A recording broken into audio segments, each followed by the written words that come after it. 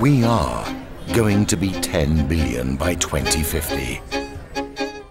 We are going to live on a planet 4 degrees hotter. We are going to have more mouths and less food. We are going to have less land and more pollution. But we crossed oceans and we defeated diseases. But we went to the moon and we blossomed the desert.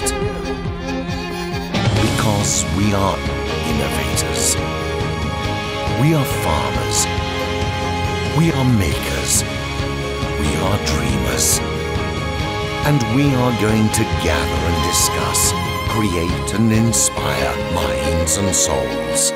Because we are feeding our future.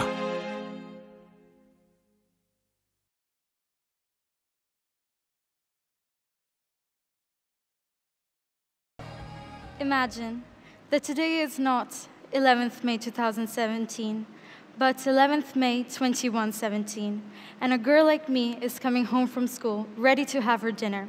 What would it be? In my mind, there could be two scenarios.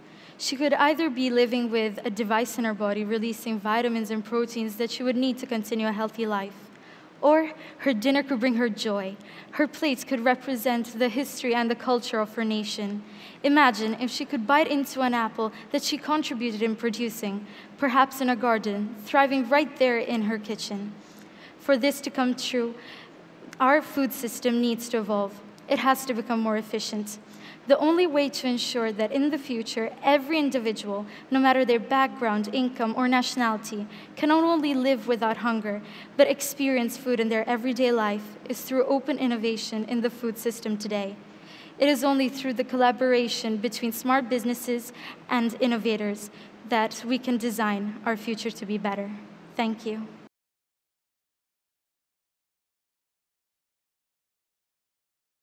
Buongiorno a tutti e benvenuti, grazie di essere qui.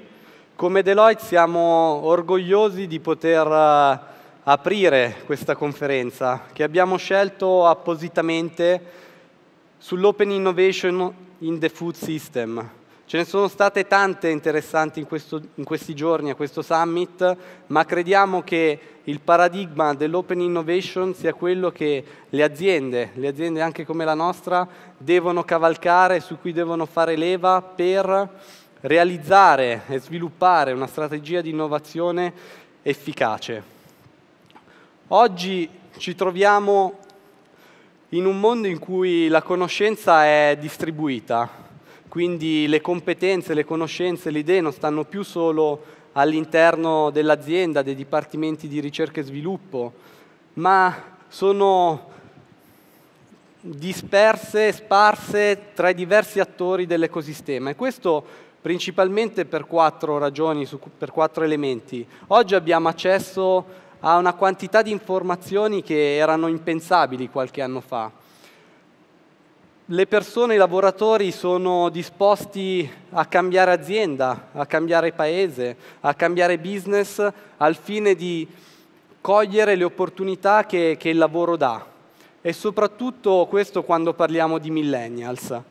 Le università stanno diventando sempre più brave a sviluppare nuove tecnologie, ma soprattutto a trasferire queste tecnologie nel mondo del business e delle aziende. E poi ci sono i venture capital, i business angel, il crowdfunding, che stanno dando opportunità e finanziamenti per sviluppare delle nuove soluzioni di business, delle soluzioni innovative. Quindi nel mondo e nel contesto attuale in cui ci troviamo non è più pensabile che si punti solo sulle risorse interne, sulle idee interne. È necessario aprirsi all'ecosistema e far leva sulle competenze, sulle idee, sulle tecnologie degli attori esterni.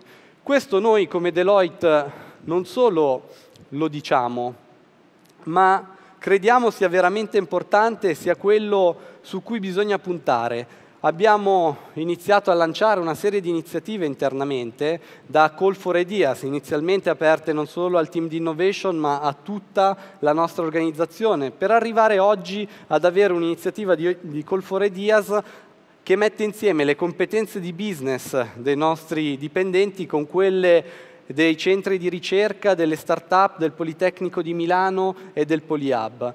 Lavoriamo e selezioniamo alcune start-up chiave, le più promettenti, per sviluppare soluzioni innovative in modo più agile, più veloce e più funzionale per le nostre esigenze e per quelle dei nostri clienti. E poi stiamo stringendo delle partnership di lungo periodo, strategiche per noi, con gli attori più importanti dell'ecosistema. Uno fra questi più importante forse è con Techstar. Kevin ci dirà forse qualcosa, ci potrà svelare qualcosa su quello che stiamo facendo da qualche mese. Ma abbiamo sentito oggi e in questi giorni che l'innovazione sicuramente colpirà il settore del food, quindi il settore del food non sarà immune. E che cosa è successo? Mi piaceva condividere qualche risultato di una recente ricerca. Dal 2011 al 2015 in America 18 billion di dollari sono passati da grandi aziende a piccole aziende, a start-up. 18 billion. Che cosa hanno fatto le aziende del food? Come prima risposta hanno fatto investimenti nel proprio dipartimento di ricerca e sviluppo, hanno cambiato le loro ricette, i loro processi, il loro packaging, hanno cercato di cambiare la loro immagine, ma si sono accorti che questo non era efficace e soprattutto non era tempestivo. Che cosa stanno facendo nell'ultimo periodo, negli ultimi mesi, nell'ultimo semestre? Stanno iniziando ad aprirsi in modo concreto all'open innovation, a collaborazioni con start-up, a collaborazioni con centri di ricerca, e qualcuno si è spinto fino al lancio di alcuni corporate venture capital delle società del food, non con l'ottica dell'investimento, ma con l'ottica di creare delle partnership industriali, delle soluzioni di business. Quindi sono passati dal focus sull'internal R&D all'apertura all'ecosistema e a far leva sull'open innovation. Oggi noi siamo qui a Milano e in questa settimana sicuramente Milano è stata la capitale mondiale del food e noi vorremmo e siamo convinti che Milano potrà rappresentare nei prossimi mesi e nei prossimi anni il leading player nell'industria del food and beverage, diventando l'hub internazionale del food tech. Noi ci impegniamo, ci siamo, ci mettiamo a disposizione e siamo interessanti, avendo un ricco panel oggi qui a disposizione per noi, capire anche cosa stanno facendo gli altri attori dell'ecosistema, da acceleratori, da start-up e da grandi corporation. Grazie a tutti.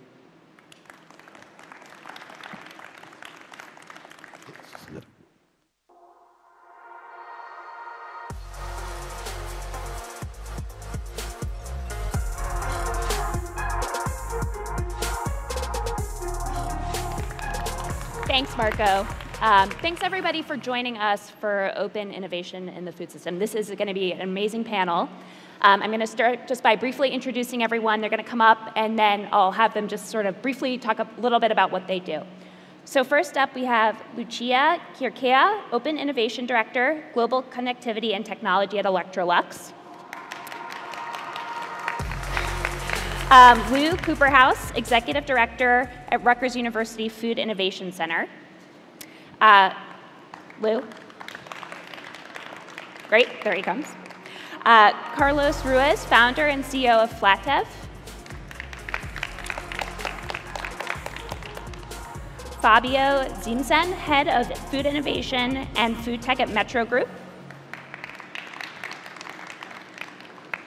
Matthias Brunner, Managing Partner at Tenzo. Kevin Tapley, VP of Business Development at Techstars.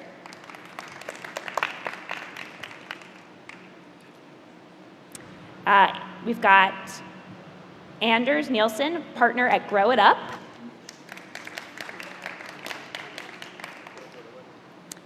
And last but not least, Andrea Monti, General Manager at Altro Mercado.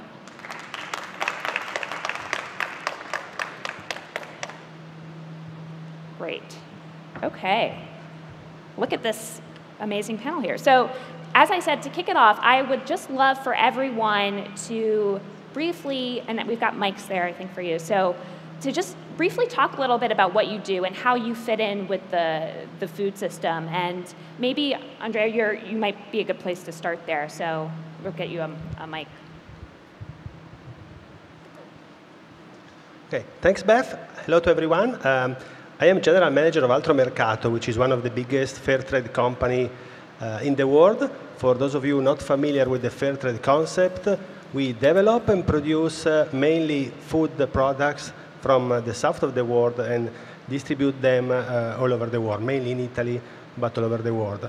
On top of that, I'm also serving for the Italian Startup Association as a delegate member for the Open Innovation team. Hello, I'm Anders Nilsson. I'm partner of Grow It Up, and actually sitting here today gives me a flashback of 2 years ago when there was the first edition of Seeds and Chips. At the time I was in Microsoft, and Microsoft was one of the main sponsors of the USA Pavilion at the Expo. And then we had invented a great innovation program with corporates and startups called Feed and Accelerator.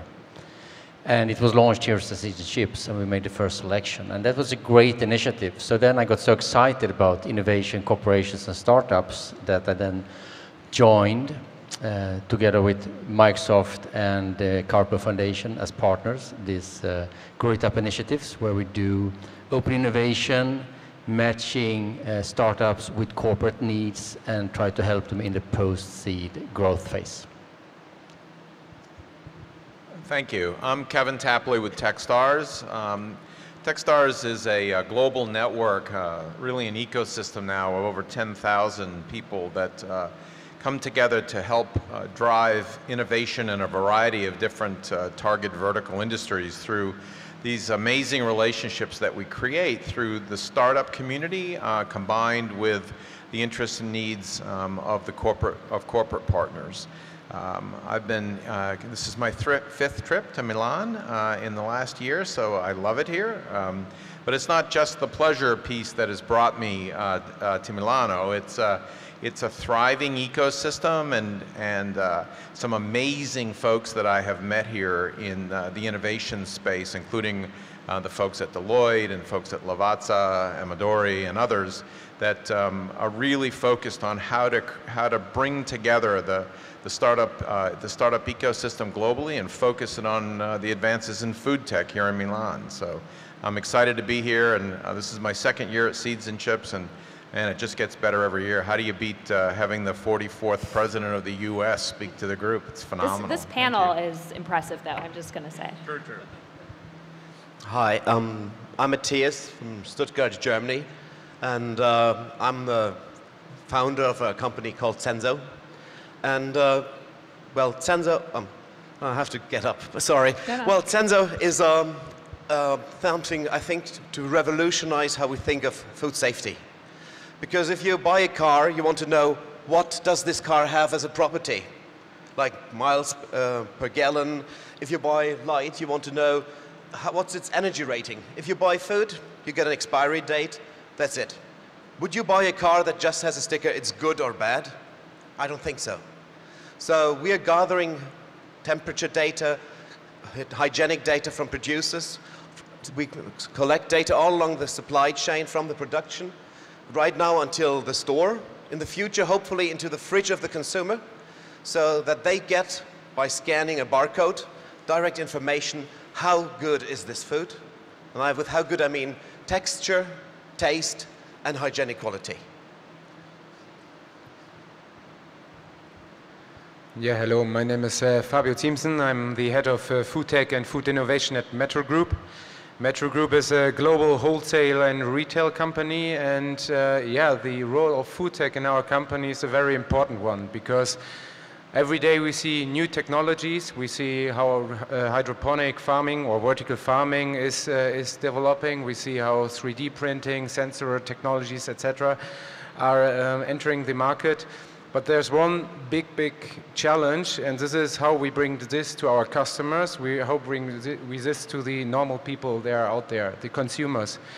And this is something where I see the role of the retail business in the future, that we are some kind of translator translating these new food technologies to our end consumers, bridging this gap and explaining why it's so important to use, for example, proteins from insect production, or why is vertical farming such a very important topic for future cities as a future role. And yeah, that's why we implemented an in-store farm, one in our stores. We are exploring the whole topic of vertical farming. And also we give young startups the opportunity to do some customer validation in our stores. That means that we have shelf space where we put new startups inside, and we give them the opportunity to make a 3 months validation with our customers, tasting at the point of sale. And this is very, very important because it helps also the customers to get really good consumer insight and to see, okay, in which direction their community and their marketing strategy should go to really convince the customers in the end. Thank you very much. Hi everyone, my name is Carlos Ruiz, founder and CEO of FlatTef. FlatTef is a personal baking system that works very similar to Nespresso, but instead of coffee, we have a fresh dough that is organic, non-GMO, sugar-free. And with this dough, you put it into the machine, push the button, and in less than 2 minutes, you get a fresh homemade, like tortilla, you can get rotis or different flatbreads, which is only the start. And we are working on getting more ingredients, like we just heard before, like insects, flour, superfoods, to revolutionize the flatbreads and the bread industry. Our company is based in Zurich and New York. We are now planning to enter the market in the United States, and we hope we can go global because 2/3 of the world are eating flatbreads. Our system also helps to reduce food waste. Just think about when you buy bread or a package of tortillas or whatever, you open it, you eat it, and after a few days, you have to throw it away in many cases. So our system also helps to reduce food waste, and the packaging is also 100% recyclable.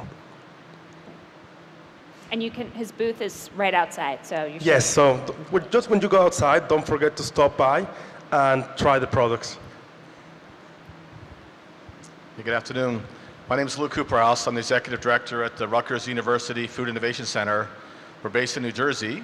Our program is somewhat unique for a public university in the open innovation model. We actually support both startups, whether they're farmers doing value-added products or companies like Carlos's that are developing novel technologies in appliance tech, to global companies.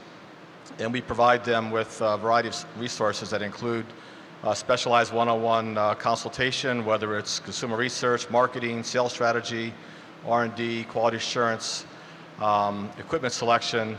And then we also have an FDA, USDA inspected facility where products can be sold to the public. And our model is actually one that's relevant for this discussion, which is really, it's a cluster.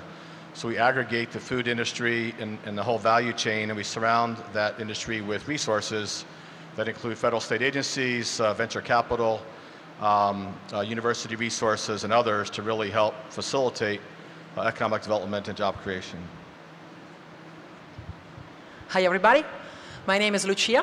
I'm the global head of open innovation for Electrolux Group, who is a global leader in home appliances and professional appliances as well.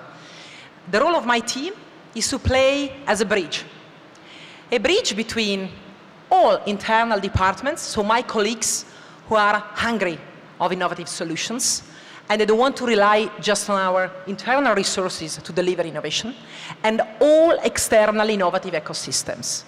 So our role is to really move beyond the trusted network, beyond the external innovators we already work with, so supplier, customers, some universities. The challenge is to reach the hidden innovators. They can be big corporations, even bigger than Electrolux, but far away from us in terms of technologies and business sectors. I don't know, military field, biomedical. Startups. We love startups. They are the most important part of innovative ecosystem we want to focus on. Because they are flexible, they are open, they have new ideas, and they don't have the mental barriers that come from the existing business we need to protect. And even garage inventors that are not crazy people building motorbikes in the garage. They are real entrepreneurial people having an idea in the pocket and the willingness to make it happen. The secret to reach these hidden innovators is to build what we call the network of open innovation brokers. So these intermediate partners who can allow us to discover the hidden people. Business incubators, technology transfer offices in universities, specialized companies, like here we have Techstar, big player here, and even banks and investors. They are my favorite, because they already scout every single day new business ideas to fund. So we can have a win-win alliance and discover new startups together and try to find a way to make them fly. Hello again. So I'm Marco Perrone, head of incubation and ecosystem at Deloitte. I would not take any more time, so I just want to remark that we strongly believe that Milan can play a leading role in the food tech innovation ecosystem at an international level. So, and the panel we have here is really a demonstration of that. Great. I want to start by digging into something that Lucia actually mentioned, this idea of the hidden innovator and how you find that person. And there's a lot of people on this panel that can speak to this because you are all involved with finding this key talent. So maybe we can start with some of the incubators talking about how do you know that you have someone with that spark? Sure, I'll take a stab at it. You know, at Techstars, over the course of the last 10 years, we have developed this global footprint as I said in my opening remarks, of over 10,000 people, whether those are investors, mentors, founders, corporate partners, or just friends of Techstars that participate in our accelerator programs. We've attracted a significant amount of founders that think of Techstars as one of the premium accelerator programs to join. So when we announce a new program or when we are in our applicant recruiting cycles, we will see about 25 to 30,000 applications per year of startups that want to join a Techstars program. We'll only select 1% of those, and so it's a highly selective process, and we think of it as finding the world's most promising entrepreneurs that are building amazingly disruptive technologies that will impact the ability for corporate partners to accelerate their innovation in a particular industry segment. So it's really about that intersection between the needs of the corporate partner and the development efforts and the work that key startups are doing. So you might find a startup that's really interesting, but if you don't think they can connect or have some sort of interplay with a corporation, they might not be for you. Yeah, well, first and foremost, we look at the people. So our selection criteria is we have 6, and the first 3 are team. Right? So we want to focus on the most amazing entrepreneurs in the world. And because our program is a very immersive and intensive experience, the team's got to get through the program together, which is super important. And then it's the market or the industry that they're in. So they have to be building solutions that are relevant to a particular industry, whether that's the fintech industry that's reflective in our partnerships with, say, Barclays Corporation, or whether that's the music industry that's reflective of partnerships that we have in Los Angeles with 6 different key players in the music industry, or in Detroit focused on the future of automobility with Ford Motor Company and a variety of others. And so we will literally scour the earth through our network to find the most promising entrepreneurs, in this case in food tech, and match those folks up to the abilities that the corporate partners have to provide relevant mentorship, guidance, and direction. The goal is, just like the startups, want to come to the program because ultimately they would like to have a relationship with the corporate partners that we have. The corporate partners must want to also have a relationship with the startups. And so the corporate partners play a key role in the promotion and recruiting of our program. They play a key role in the selection of the companies so that they are choosing and selecting companies alongside of Techstars, that they're choosing companies that are not only great entrepreneurs building very interesting solutions, but ones that will be relevant to them.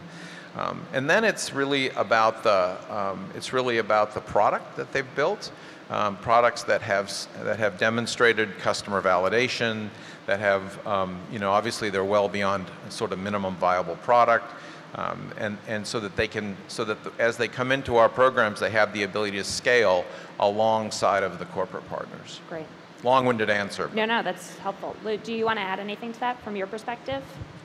Yeah, I think the comments were right on. It certainly starts with a team that includes passion and just really commitment, but also includes a financial wherewithal to execute. But most importantly, it's really a consumer-driven, value-added product that's differentiated. There's just, in the food industry, there's so much competition, and to really try to find something that's truly unique and differentiated, and again, consumer-driven. And part of our goal is to really validate that if we're not sure ourselves, but we surround ourselves with resources to really identify the most promising opportunities that can result in success of the entrepreneur, but also success in terms of job creation and wealth creation. Great. Also, I should say, if anyone wants to add something, raise your hand and we'll get you a mic. I want to make it conversational. So once you've found the talent, how do you make sure that they're successful within the organization? How do you, lots of talent out there, how do you take it to the next step? Yeah, so in Deloitte Up, the IT in the middle is for Italy. So we are primarily focused on Italian startup, and the criteria we use are very similar to what Techstars use as well. What differentiates us, we are not an accelerator incubator. We work with all accelerators, incubators in Italy to scout and source startups, but we then do a matchmaking based on the corporate partners we have and their innovation needs. And what we learned and how we designed our program is a lot of the failures on open innovation sometimes is you match a startup and a corporate, but if you just leave them alone, sometimes nothing happens because they don't speak the same language. I'm from Sweden, but I live in Italy.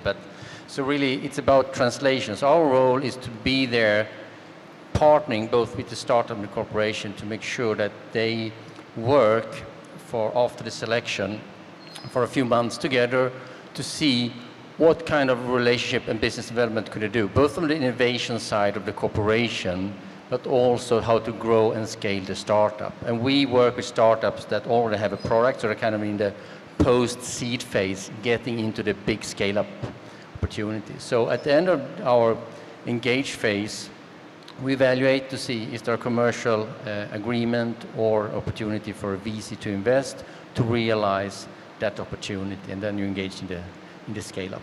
So that's kind of our value add is really to make sure that you dig deeper. And we have some examples where we matched corporates with startups they already had met. But when we proposed them, they realized finally that it was an opportunity. They didn't see it themselves in the beginning. So sometimes you have to insist a little bit. Yeah. How do you walk that line? How do you make sure that you're bringing in a startup, that you're sort of have the discipline of a big company, but still allow them to keep that magic and to let them really add what startups do? And go ahead. Yeah, I think the most important thing is to do the right expectation management, and this is upfront. Dialogue between startups and corporate is the most important thing. And this is what I do at the beginning. I'm telling the startups, now we start a fight. Now we have to fight. I mean, for me as an innovator in our company, we're a huge company with different sales lines in every country, etc., on many dimensions. I say, okay, when we want to achieve something, I need to do also this cultural change in my company. And if we have this good solution and we are working on it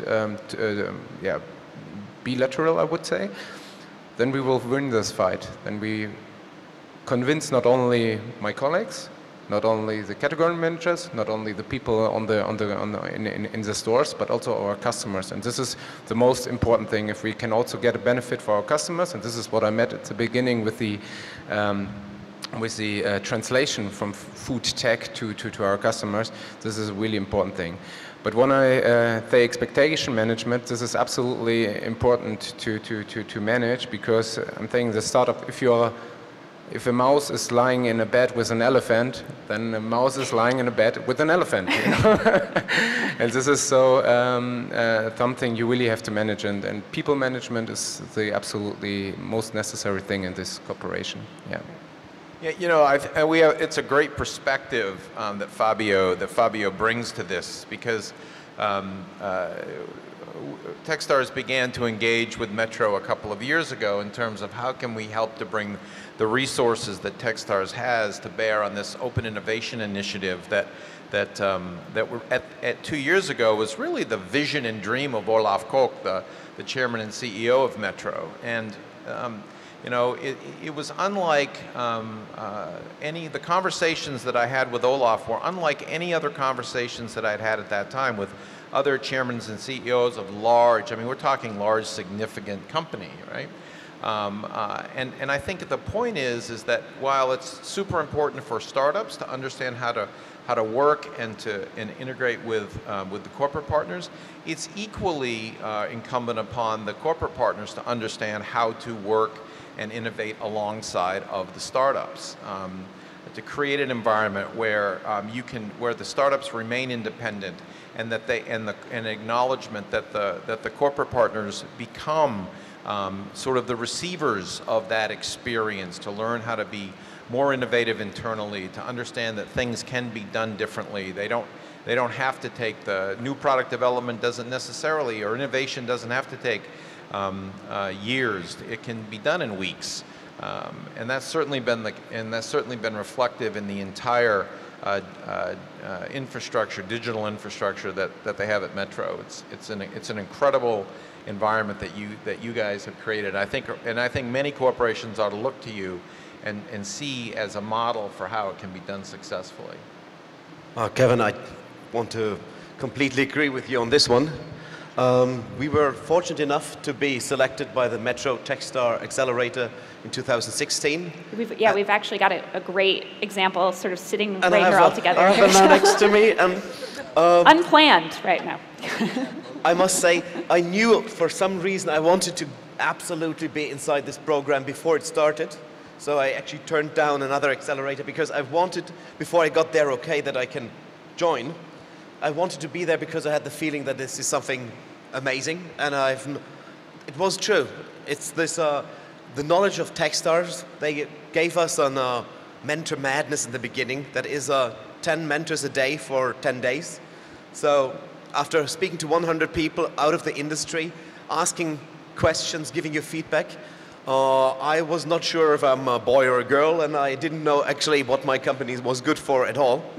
But it crystallized for us that we were planning to do like pure supply chain wireless sensing. We have a big problem because the people at Metro told us, if you have temperature data on food, well, nobody wants you to publish it because it could be bad. So people would be, just the fridge stood open of a truck a little longer, so you have consumers complaining, we don't want this. Understood. The chefs in the restaurant said, don't measure our own fridges. We know our quality. We want to know what we are getting. So within this completely different feedback, realized that there might be a potential for somebody that translates things like temperature, hygiene data into something easy to understand. And I think we never would have come up with this idea without 100 mentors screwing with our minds.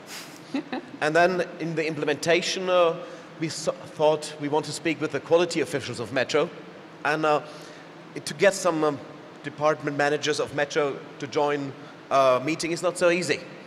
And then somehow Metro, each startup got a senior management, like board of director person assigned, and said, whenever something goes slower or other than you think, send me an email.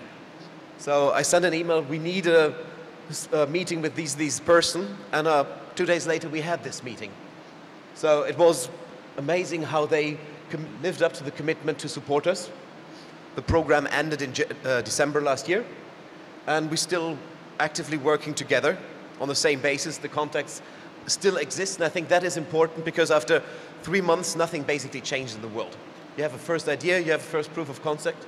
It's now in the long run, over the next months and years, that we have to prove that we can deliver what we want to and that they do their part of the share. I just would like to highlight some elements that came out from this conversation, critical elements to make the alliance between corporation and startups successful. We can say transparency and flexibility.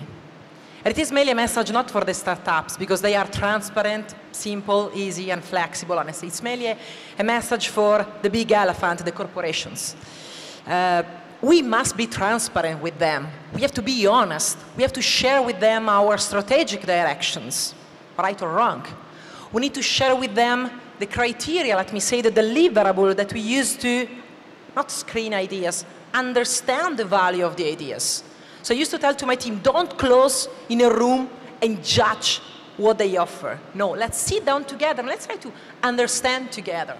And then flexibility. In many cases, I see some industries focusing on the how and not on the what. So how much money do you need? How we can collaborate? Doesn't matter. Let's focus on the what we can build together, which kind of value we can deliver to the market. And then the how can come out spontaneously or not, I don't know, but it is a consequence, let me say. So we have to learn a lot from startup ecosystem, honestly. Great. If I can add something, the other thing is that corporations need to invest not only money, but time and competencies. So they have to put themselves there working with startups and not just say, okay, we have a startups, they will do something for us. No, you have to put yourself on the ground and play with them. That's a key point. Exactly. Exactly, because in many cases, startups told me, actually, I don't really need money, funding in the equity. I need a partner, somebody who trusts my idea, somebody who has the willingness to experiment together with me. So it is about manpower, okay? It's a project. It is not just about funding. I believe that something is changing. I did like one of the slides that Marco showed before, in which there was a shift between acquisition to open innovation. And basically, still many corporations think, okay, I'm making something innovative, I'm buying a company, I have a new product, new services. But in fact, then you find in your house something which you don't know what to use. And you need to start to innovate from that day, basically, understanding the culture of what you have bought and so on. While if we are able to develop and spread more and more an approach of collaborating before doing anything, and of course, companies like Techstars are doing a tremendous job in educating corporate people that they should be able to listen, to learn, and be a bit humble in understanding what's going on. This could be the change. I heard yesterday a very, very interesting sentence. It says, corporate culture eats corporate strategy for breakfast. And I think in the collaboration with startups, we have really, really a huge impact on our corporate culture, that people see how agile these startups work, how passionate they are about what they are doing. And this is so important for such a big organization, because sometimes the people are questioning what I'm doing here, what is my belief, and what is the purpose why I'm doing it. And through our cooperation with startups, and we have now also many community events running in different kind of areas. One of our groups is called Innovation in Retail Group. It's a meetup group where we have already 1,200 members in it. This is something, when we get our employees to this kind of, or my colleagues to this kind of events, then corporate culture is changing. And this is so important, because then, of course, you can build corporate strategies, but they will be accepted. And I really enjoy to work with startup in this way, that we really can change our corporate culture, and this is important. Go ahead. Yeah, I want to hear from Yes, startup. I wanted to add something. I believe also that corporate culture is one of the most important things that, at least for FlatDev, for us, has been a factor for success. Just as an example, when we were looking for an industrial designer for our device, we identified the top 6 in the United States and in Europe. And when we started meeting all of them, we just realized how some of them, in the first seconds, they were already thinking in the same culture as we do. They were already bringing solution instead of showing off what they have done and how good they are. And this is for us the same case with investors we have been support very successfully, that they also bring later another rounds or network to us, and not only the money or the capital that we need. So for us, also we try to do criteria and due diligence, even that we are sometimes desperate to find capital, but at the end, when you meet investors, you see with this person, you have to call them at any time when you have some issues. And it's like getting married, that you have to be really in the good and the bad times together and solve all the problems together to reach your goals. Carlos, I want to ask you, and maybe some other people have some thoughts on this, but is there a hesitancy within startup culture to join with a big company, either because of the cultural piece or because you don't want to be associated with a big company? Are there roadblocks there that you see? Yes, I mean, many people who come to our company, when they have joined, they also believe that joining us, they leave the corporate world to join a startup because they want to have flexibility, they want to be micromanaged, they want to be in different places and reach their objectives. And that's one of the first things they ask. They are not, especially in Switzerland, they are not very concerned about the salaries, which normally startups we cannot afford, but they are concerned a lot about the culture. And something what is funny, we had a case with one employee that they left a big company, and he said, but I see that in your meetings, in your weekly meetings, you are very structured. I was thinking that in a startup it's more chaotic and more like everyone just speaking. But it was very positive just to see that how we have to create a structure to make the engine work, and what is important for a culture in a company to stay or to see this is not a fit for me, and better go somewhere else. Interesting. Anyone else had any experience with this, with pushback from startups not wanting to collaborate, or how do you talk about that? What are the biggest hesitancies you hear? Yeah, sometimes you need to do some hard selling also for the startups. Of course, it's very important that the startups remain with their identity, and that's why we think the collaboration has to be a win-win, otherwise we disrupt it immediately. But as any startup, they might have a great idea, but maybe it has to be developed. Maybe it needs to get more scalable, or they could maybe rethink based on the mentoring and coaching that we could do together with the corporations. So I think that there's some startups that are hesitant because they're very focused, but if they even the startups need to open up a little bit. I think that's why I see both sides can benefit from this, but it takes some cultural change and commitment to dare to get on the path at least. Great. I mean, the way I just try to describe it to both startups as well as corporate partners is you should think of a program as like, I don't know how to say it in Italian, but like a lock in a shipping channel, right? A lock in a shipping channel is designed so that you have a water level up here. Think of that as the corporate partners. Where the ship travels into the lock, think of that as an accelerator or incubator kind of program. And then when it's important for the corporate partners to integrate with startups, the water goes down and they match the level, and they can and they exit and they work in the startup world. It's important to understand that the same thing goes the other way, that when the startups want to engage with the corporate partners, they too have to come into the lock. The water level has to raise, and then they exit out, and you build that relationship with the corporate partners. It takes time and training. And we begin it really in the recruiting and promotion period of the cycle of our programs, so that as we go out and sort of canvass the world to talk to startups about what we're doing in a particular program, we do it alongside of our corporate partners, so that the corporate partners can communicate to the startups the kind of culture that they can anticipate coming into. They can learn about the startups directly themselves. And then as we work through the selection process, it's truly a bi-directional process. We feel like the startups are interviewing the corporate partners as much as the corporate partners are interviewing them. So that when everybody comes, and Fabio, I think this was your point which kicked off this conversation, that when everybody joins in the program on the very first day, they have the same level of expectation regarding how the engagement is going to happen, and there's no big mismatch, there's no big surprises. I'll just add my own background. I've worked at Conagra, Nestle, and Campbell, so I come from that corporate background, and I've also been involved in several startups of my own, and now I'm helping others with startups.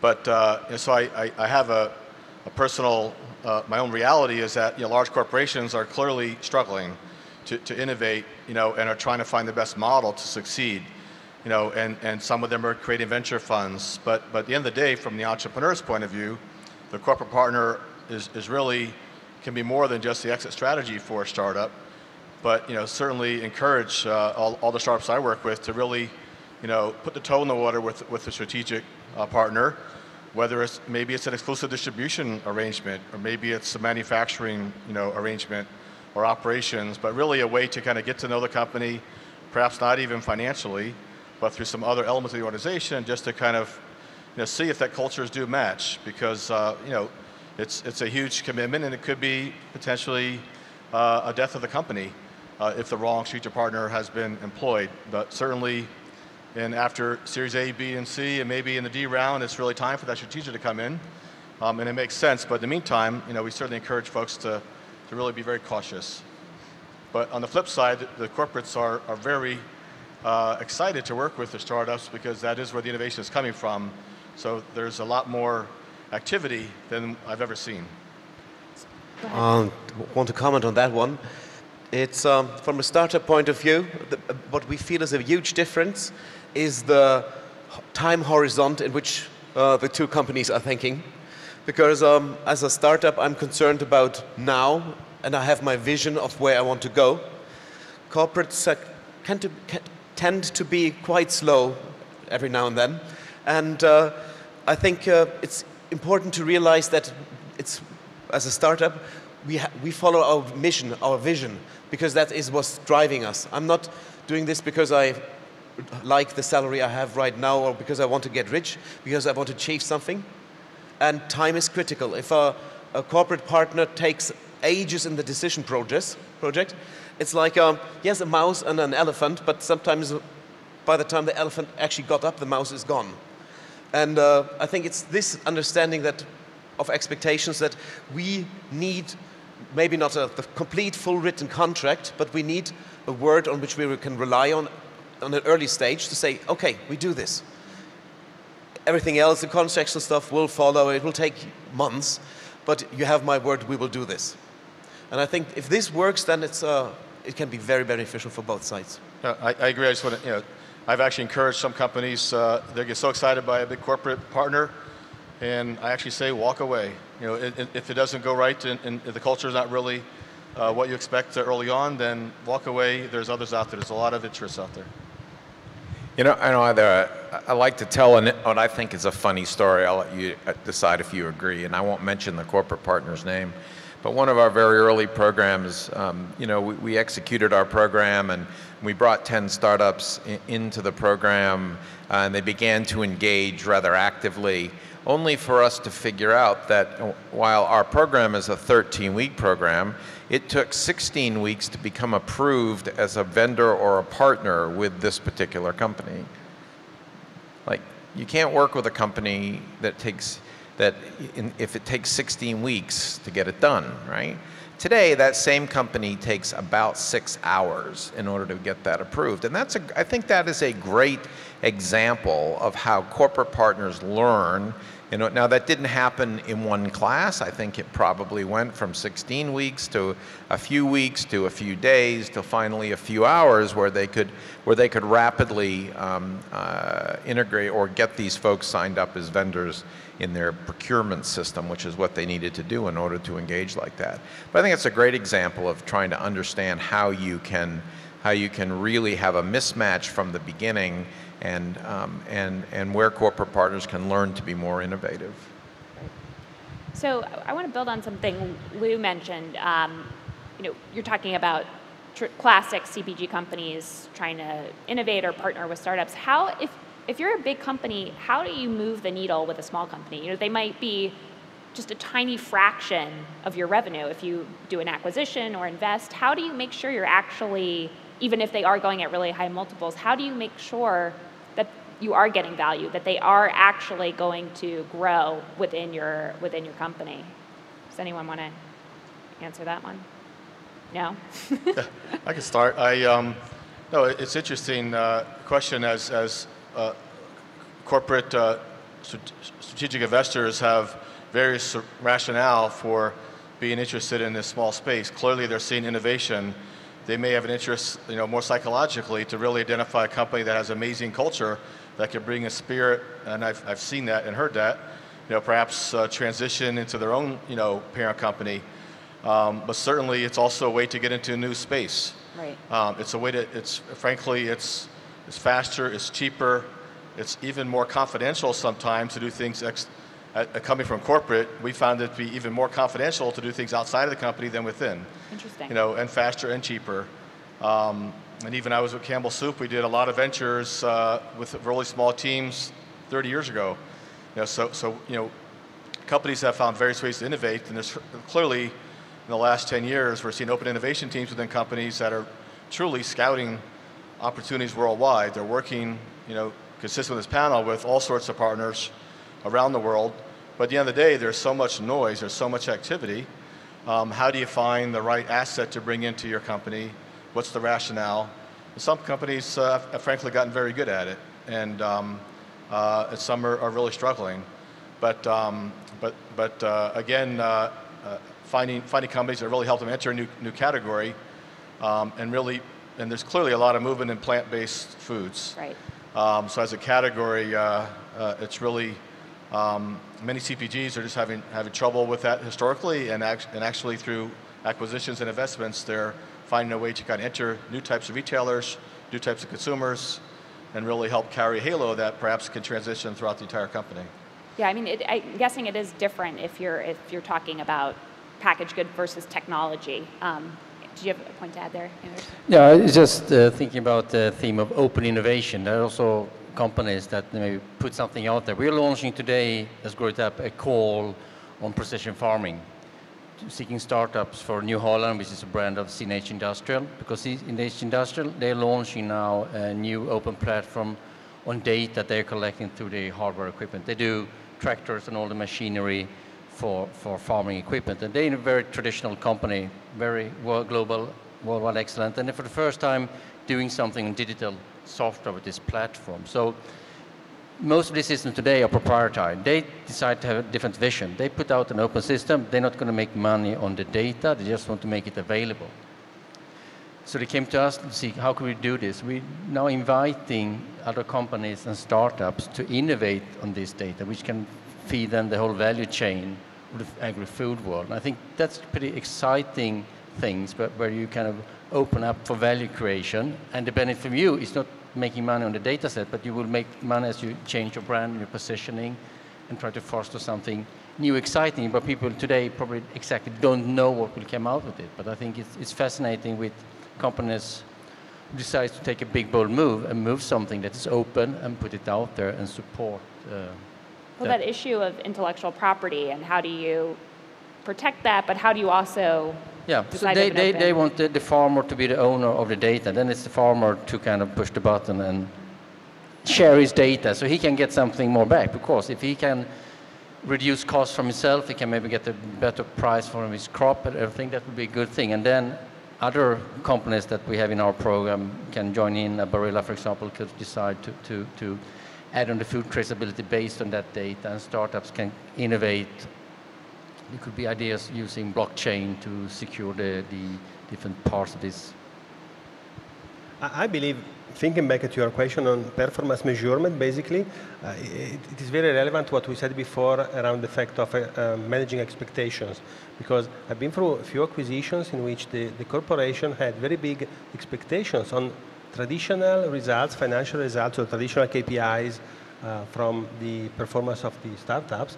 But in fact, they haven't been analytical enough to understand what should have been or could have been the real impact of the startup on the company in terms of maybe new conversion rate on some specific cluster of customers rather than quickness of the process, the example you did before. So again, I believe it's a matter of culture of innovators within the companies to understand we should be the real target, the right target to set when looking at some specific startup.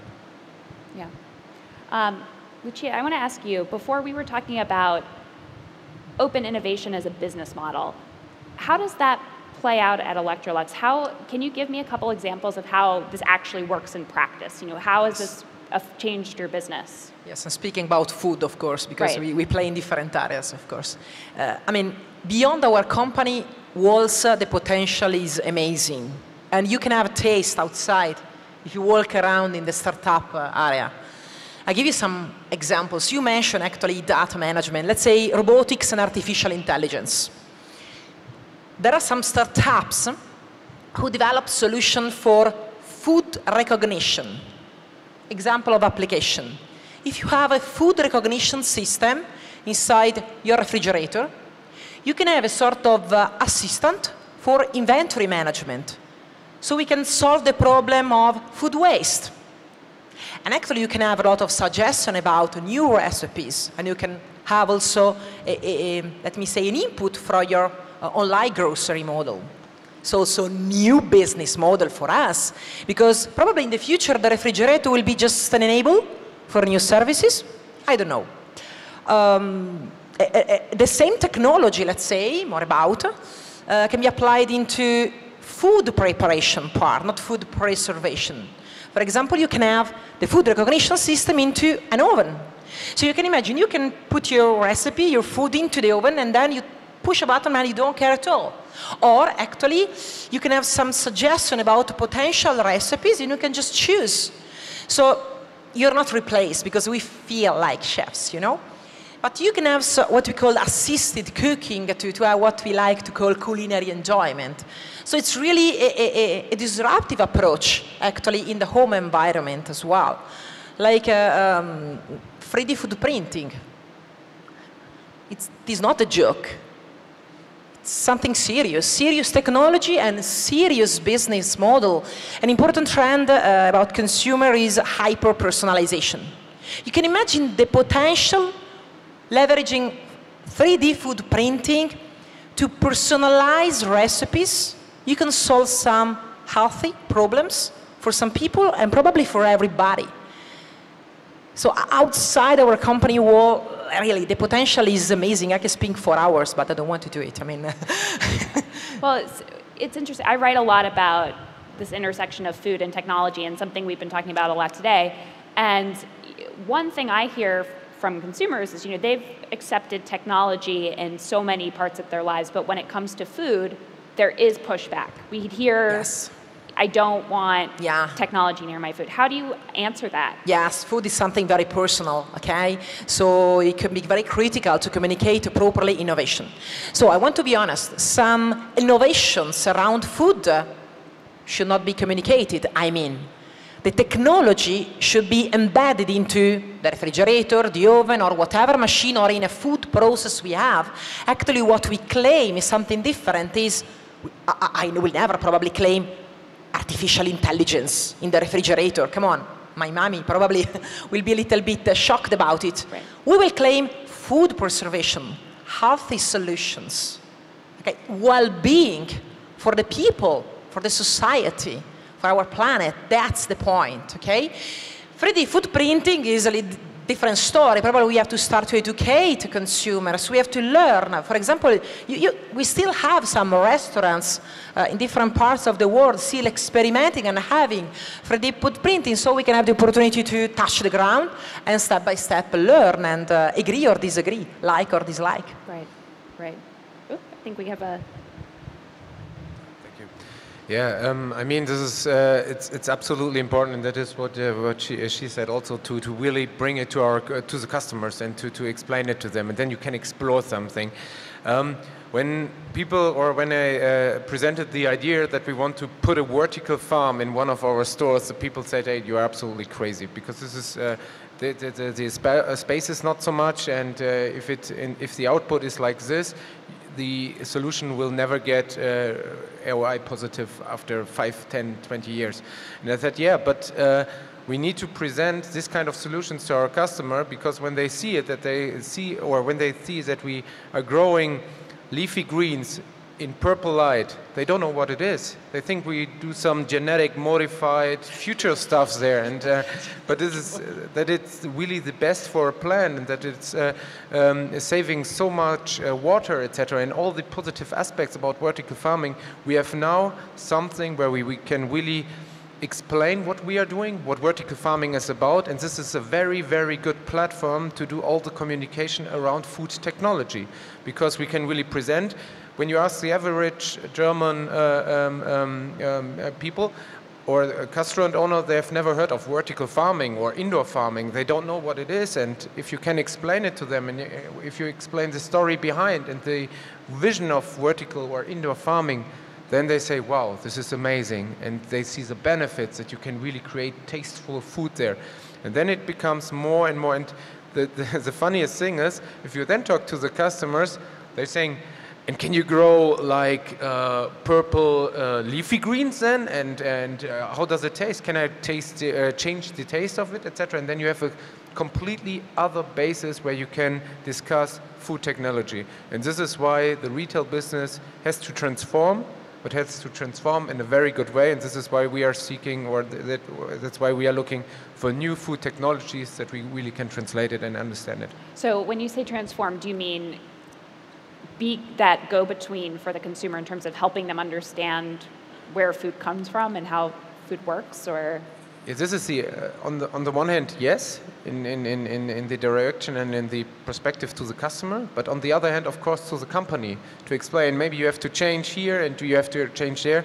For example, one good example is protein bars, for example. There are so many stories you can tell with these protein bars made out of insect. You can tell the sustainability story. You can tell the nutritional story. You can tell the alternative protein story. And so if there comes a convent, because when you're talking now about insects and food, they all scream and say, "Whoa, what the fuck? What is going on here?" But you now can explore really with the customers together, and then you really see where's the need and how they interpret it for themselves, for their business. And this is a totally other basis, and this is what we are looking into. Great. Go ahead. Yes, I agree with this problematic about communication, that consumers are not aware what is really food technology and why is something packaged, let's say, with a black color, that they don't understand that this is to protect from the light and to make, like, for example, food safe. This is one example that happened to us. When people see our product in videos, they just do not believe that this can be something healthy, fresh, that a piece of bread is popped out from a little single serving. And there's also, like Obama mentioned, that people are not relating, for example, climate change and CO2 emissions through food. And this is something like for us it's very difficult to communicate and to educate consumers how the food they are wasting is originating problem for the soil, for the water, for the energy related to produce this and distribute, and that this is bad. And as another point I want to bring is the culture. The culture, I think, something we have not discussed right now.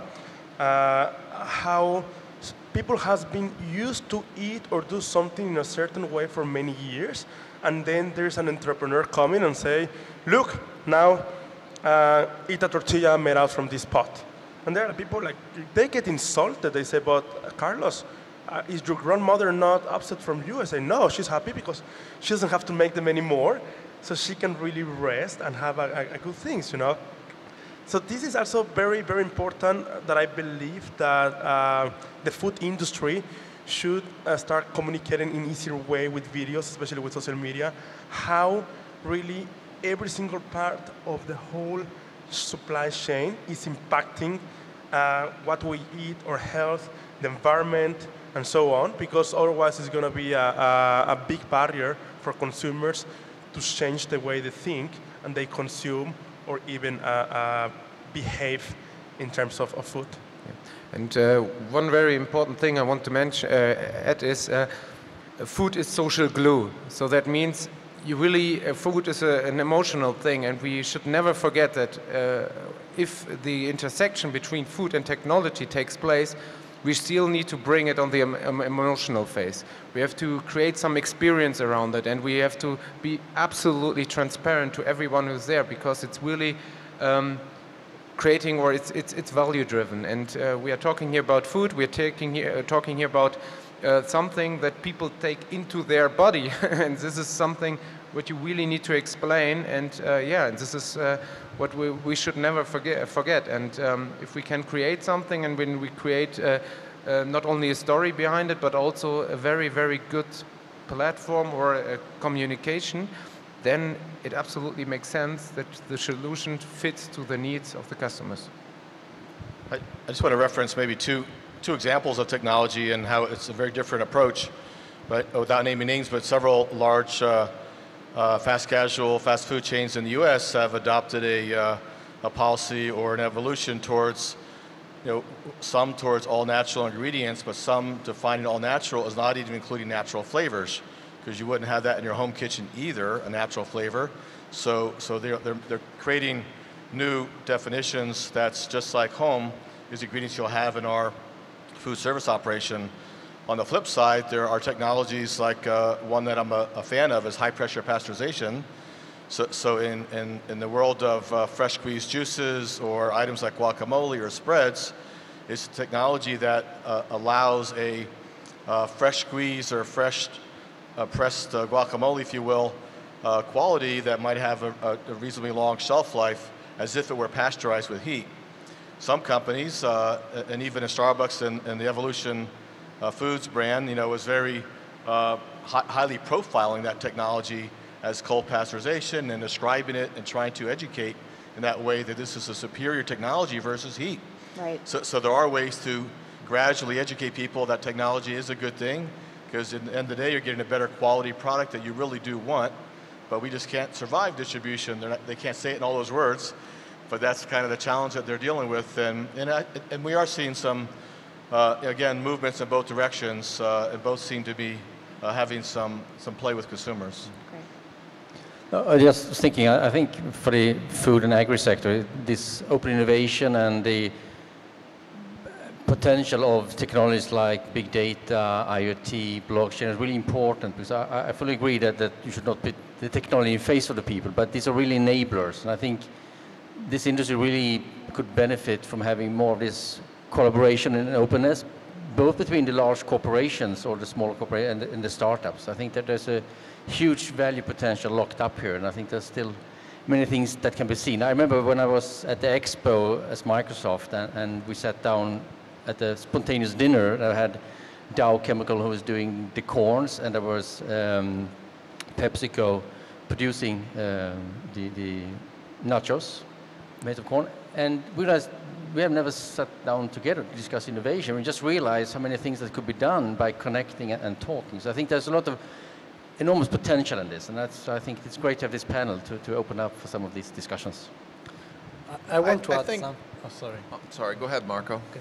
I want to add something to Andrew's sentence. So, from our experience, that is not so popular. So sometimes you try to get new innovation to customer, saying we are fighting against food waste. Okay, good. But at the end, when you go inside the corporation, okay, this is a good aspiration, but where is the money? So what? Yeah. And so sometimes also for startups, when you follow your aspiration, that is the right one, and that is the one that can make you successful, you should be able to be flexible in understanding how this can impact the processes of a big corporation, providing them new revenues, efficiencies, and maybe you have this objective at the end, but you should try to follow the right way that enables you and the infrastructure to make this possible. So, because you need the platform to arrive to have food waste for the final customer. You need, the big corporation like you, the retailers, and that you need to build an infrastructure before to arrive at the food waste. You know, I think the basic thing that we're talking about here is reshaping consumer demand and consumer expectation around these new technologies that have been mentioned. I think the missing constituent in this conversation that it's important is also the government, right? So that the government is also conveying a message that is synonymous with the advancement of technology and introduction into such an industry such as food that has such huge legacy, strong meaning and legacy to it. You know, I think helping the government can help by making consumers aware of the importance of climate change, of carbon. There are individuals aware of their own carbon footprint and how just doing simple things like turning off the lights for 1 extra minute a day will have a great impact, or food waste can have such a big impact on the overall piece. And so I think it's a giant ecosystem. I know it's a giant ecosystem that we all live in, and whether it's the role of a startup in that ecosystem or a corporate partner or the government or finance or industry. The other point that I wanted to make, and I'm going to go back a couple of comments ago, was sort of about this whole notion of when is it appropriate for a corporate partner to invest in a startup, right? Because I think there's a bit of a misunderstanding about where there is that right time. If I look at my experience over the last 3 years in terms of integrating with startups with corporates, one of the things that is totally mismatched is this notion that when a corporate partner will engage only with companies that are worthy of their investment from the beginning. And I think what the message you need to take away from this as an investor, a corporate investor, is that they're not necessarily going to have, they won't, seldom will they, in fact, I'll say, have the ability to demonstrate your traditional kind of financial rate of return that they're so used to seeing right from the moment of sort of innovation. So the investment that they make isn't just in the investment in the financial capital that they may or may not choose to make, but the investment in the time and resources and commitment they make to help shepherd those startups to a point where they can then scale and they can then be investable by the corporate partners. Interesting point. I want to build on what you were saying, though, about this concept of trying to, changing the consumer's mind. Is that the right way to be thinking? Should we be can you change the consumer mind, or is it more about trying to go where the consumer is? And I'm thinking in the US, there's very mushy terms around what is healthy. I mean, we don't define that. What is natural? We don't define that. And so how do you really push the consumer, or should we move to where they are? Beth, this is a perfect question. We have been playing with that in our mind for a long time, because what we're trying with our solution is to replace the common food safety regulations, basically, that in the long run, food safety will not be managed by a printed date on a product, because to our thinking, it doesn't make sense. When the product is produced, you know a lot about the property it has, but we have a lot of uncertainties, like how will it be stored, what will happen to it. And to print this on the beginning on the product, and then it happens that there are some regulations, you have to assume some temperatures, then retailers want to be very safe, they keep very much lower below these temperatures. So by the time you get the product, and it is in your fridge, you can be sure that it has days or up to weeks of additional shelf life. But since it's printed on it, and since the laws are the way they are, we cannot change this. And then in Europe, we have a best before legislation, which means nothing that it's bad afterwards. It just says the producer guarantees is best unto here. And I think there we have to educate and reach out to the consumers and say best before means not bad afterwards.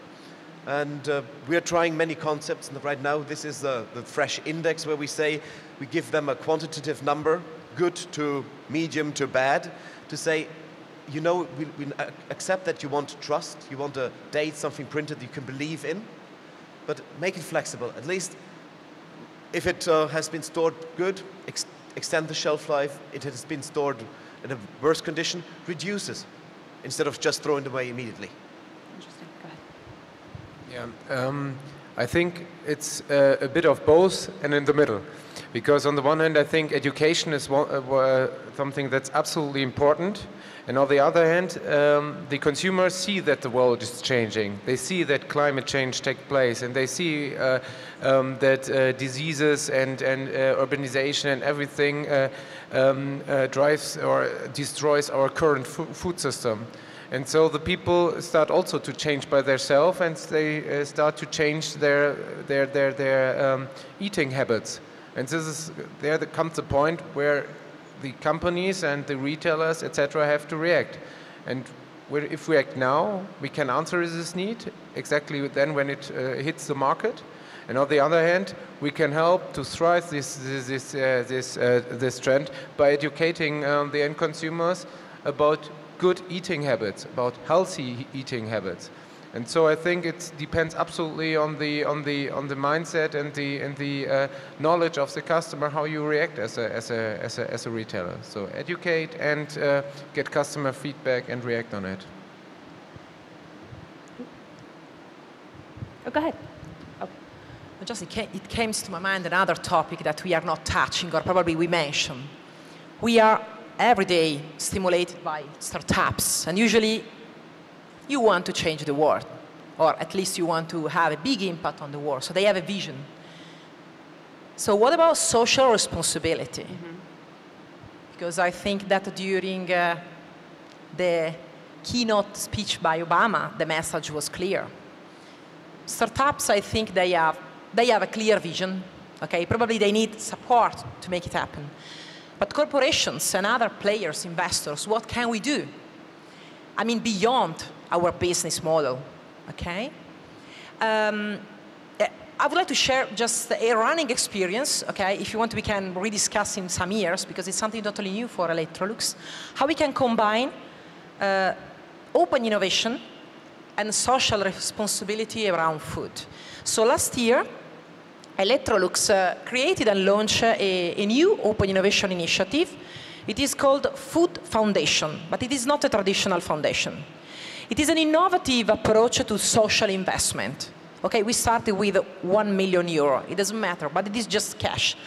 The nice part is that every single employee in our company, with an idea to find solutions that can meet the grand global challenges around food, can submit an idea. We have an application form in the company. And of course, getting in touch with the open innovation ecosystem, you can have a huge amount of ideas from startups. So you can exploit the opportunity beyond business model and business opportunity. So this is a new way where open innovation can really build new value thanks to alliances with small startups and having a big change for the better in our society and on our planet. That's a good point. So I know your point of view here. Well, you know, we've been talking a lot about corporate relationships, relationships with startups. Is there a role, and what is it for public-private partnerships? You know, where does government funding come in? Where does government data come into this? Is there a place, and is it useful? Well, if we take Italy as an example and precision farming, the government, they launched last year an ambition to 10% of all the agricultural land in Italy should be covered with some kind of precision farming in a few years. So I think that setting some bold goals to stimulate innovation, and that's why I remember when this collaboration we have now with CNH Industrial New Holland, this kind of came back 2 years ago at Expo, where there was a conference because the Minister of Agriculture, Minister Martina, he called for a meeting, he pointed to some companies and go and fix this problem. And now we're here launching today this call for startups. You can see that it takes some time sometimes, but I think that setting some direction from governments is very important, of course, in this, because the food and ag space is very complex. There are millions of players, involves all the people on the planet, we all eat. But that's why it's important to raise the bar, and I think also with taking social responsibility with government initiatives is a good way to combine it. Go ahead. I could add a couple things. In the U.S., there's been a historical role for government in spawning startups through the U.S. Economic Development Administration and in the food industry, the USDA, particularly rural communities with special funds that support farmers to get into either feasibility studies or working capital to get a startup off the ground, and EDA to support incubators and shared use spaces. So both on the operating and the working and on the construction side, there has been historical funding, which candidly is at risk as we speak. And there's also other models around the world that are quite interesting. I know in Israel, they attribute the startup nation mentality to the role of government in funding through third parties incubator programs that are giving seed capital of $500,000 in some cases towards startups that really have resulted in tremendous growth, and the reason so much agri-tech is coming from Israel in that model. But nonetheless, there clearly is a role, and I think an untapped opportunity, frankly, is universities, which are sitting on so much patents and technology and have historically had challenges with tech transfer, getting it out to the private sector. And it's a historical problem. It's recognized as a historical problem, but it's slowly evolving, but it's clearly untapped. And certainly an opportunistic challenge for startups to be able to access some of the technology that might exist and actually incorporate IP into their business. So I think there are some really interesting models that you can look to. Startup Chile is one of the ones that immediately comes to mind, right? It's been proven to be a very successful program. They've attracted literally hundreds and hundreds of startups to go to Chile to learn and to have an opportunity to be successful in the Chilean ecosystem, which was very positive for the startups, but also very positive for Chile in terms of doing that. I think that you have to be careful that in those particular instances, that the role of government is more about helping them to create the momentum to get things going, rather than to create a sort of a system of ongoing sort of spoon feeding where they're consistently and always dependent upon sort of the government dole in order to be able to, be successful. But I think as long as you look at it, either whether it's on a national, regional or basis or local basis, to help create the momentum to move things along, then it really is the place of private companies to step in to help to take the most important and create the synergies that they can. Okay, Germany on the other side as the US, I think, is a country of a quite well-managed and huge funding. For some reason, in Germany has a long tradition. What we see as a startup is that the German mentality is especially to support small enterprises, small medium enterprises with a typical turnover of less than 50 million euro per year. We as a startup in this country of a plenty should, you might imagine, have a good starting point. The problem is that in the German mentality, it's like you get funded on how you performed over the last years. So we now have a research grant almost ready to sign, and the salaries on which we get funded is what we had last year, which in my case was 0. So it's very difficult to discuss with them that, yes, I did not pay myself any salary last year, but I really would like to change it for this year. And there sometimes it's systems that have not understood the startup idea, that are very well for their means, but maybe still have to be adapted a lot so that means what you said. Yeah. The clock is winding down, so I want to end by doing a speed round.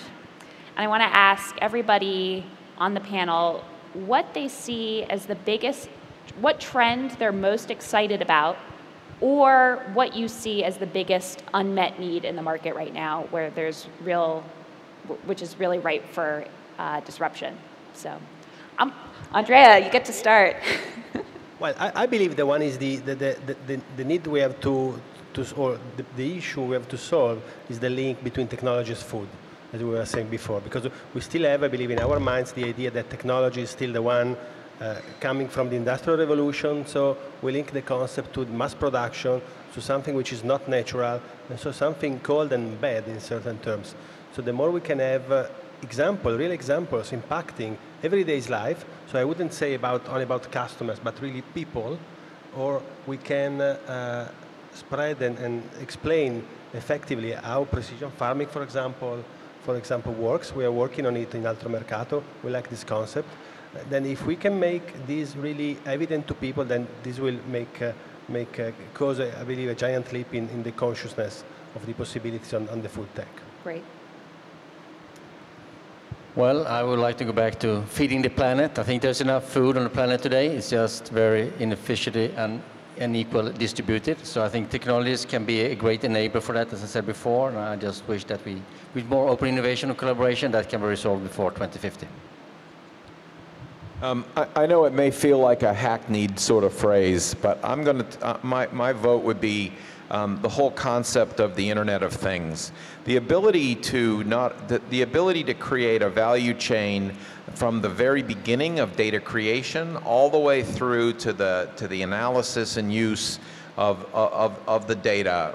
And it's obviously too complicated to answer in such a short period of time, but I would say IoT is the next great, for every industry, is really the next great frontier for us to figure out. Well, okay, that was what I wanted to say. So, Two votes for Internet of Things. Okay. Yes, I say we should be quite proud of what we have achieved. It's even though we're talking about food innovation, we must realize that the way things are now are good. We are getting enough to eat. We are in a long time of peace here in Europe, so we have achieved quite a lot. And if there's one thing I would like to ask other startups to handle, there is one thing that I'm looking for a solution. That's a solution that I don't have to take the dishes out of the dishwasher in the cupboard anymore, and I don't have to get my laundry out of the washing machine anymore. That would be a challenge for another startup to solve, please. I would like that too. Thank you. Yeah, I see that in the next 5 to 10 years, the customer becomes the point of sale because of all what we call now omni-channel and multi-channel, etc. In the next 10 to 20 years, the customer becomes the core of the current supply chain.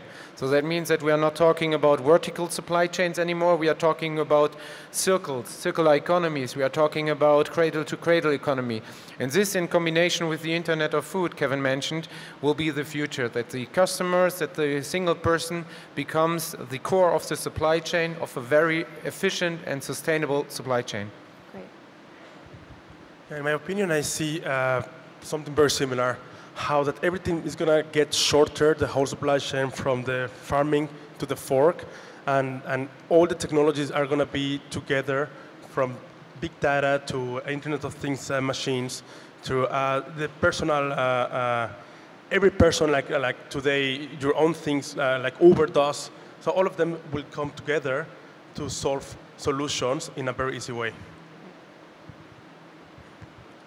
I'm consistent with the panel, but maybe said differently. So really what I see is the intersection of food, life science, and data analytics, which results in personalization of diet, where it's N of one, where all of us are one. How do we actually be an audience of one versus the total opposite of mass market, where not only can food be delivered to us, but actually it can be personalized for us. And frankly, where the food industry can perhaps compete against the pharmaceutical sector, and where we could have foods that could really offset diabetes, where we no longer are reliant on drug therapy, but food therapy, and we could proactively consume products that will allow us to live longer, and frankly, no longer have a requirement for drugs at all, would be the holy grail, I think. Great. I'm an engineer, but I don't want to give you technology trends. I would like to speak about consumer trends. Sharing economy and hyper-personalization. Let's think, using some creativity, about the impact that these trends, if we ride the trends, can have around food. in terms of sustainability and well-being? I think that one of the great challenges we will face in the next year is the right balance between healthy food and food safety and all the disruptive technology we are talking about. So to stay in the right balance, to find the right balance would be a really great challenge. All right, well, that's all the time we have, so let's thank our amazing panel. You guys were great, so thank you.